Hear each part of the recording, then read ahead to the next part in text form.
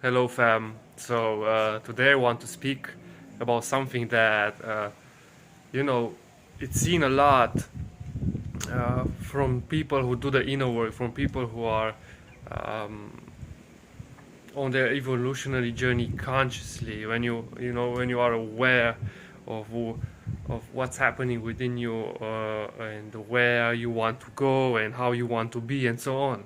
So it is about the addiction to healing. And what does it mean? It means that on this journey, we are so focused on healing, right? We want to reach that point in time when we just feel free, liberated, when we got rid of the past self traumas and wounds and programming and conditioning and so on.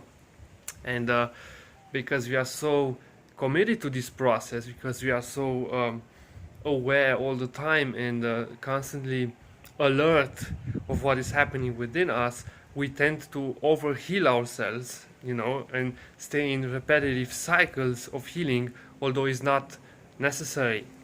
Although maybe we are already aware of it, right? So what's happening actually is that when we are in this addiction of healing, of constantly healing, we tend to postpone our creative power, our intuition, and what we want to create, what we want to share with the world, our expression, and so on, because we might think that we are not yet ready there. We might think that we still have work to do in order to be good enough, in order to be um, perfect and show up in a way that we think we should, right? So then we will be like, yes, I want to write this book, but I still have this thing to heal, and I still have this thing to uh, process, and so on, and I want to do this inner work regarding this and that and that. And what's happening is that we basically go through life month by month, day by day, week by week, not doing much. We are mostly procrastinating, or mostly being lazy, or just being.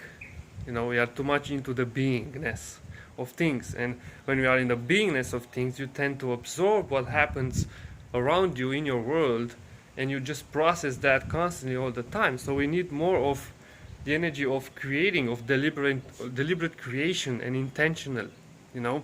So yeah, that would be, for example, one way that this healing addiction manifests. And for example, what also manifests is more suffering, because when you are healing constantly, you're constantly refilling your pain from the past.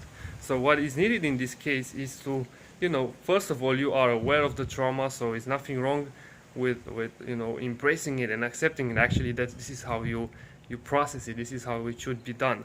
You feel it, you go through it, and you acknowledge everything that needs to be acknowledged, and so on. But sometimes awareness is enough. Sometimes being aware of what you're going through, being aware of how it impacted your life, and wanting to change that is enough. You don't need to repeat that cycle every year or every, I don't know, 3 months of your life. So in order to change that, you need to rewire your mind. You need to create new behavioral patterns in your mind that are not associated with the trauma. Because what the trauma does, or the wound does, or the pain does, it creates some patterns in your mind, in your subconscious mind. Sometimes they are like protective mechanism or defensive mechanism, and so on, that doesn't really serve you. And even more, they bring back the same cycle over and over again on repeat. And then we become addictive to healing. So pay attention in your life if this energy is there for you. If you repeat these healing cycles all the time, then ask yourself, why is that? How can I change that? Rewire your mind. Do the work of stepping in your power more, of creating your reality more, instead of constantly being in this healing cycle.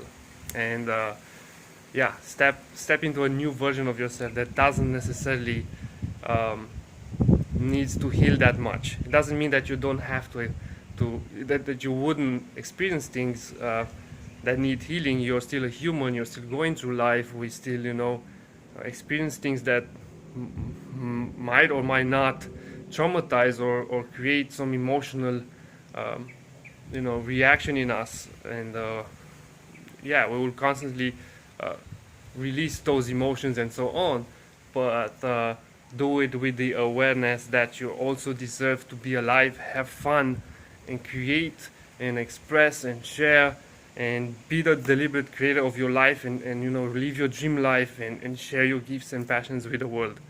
So yeah, I hope this makes sense for you and this helps. See you in the next video. Much love.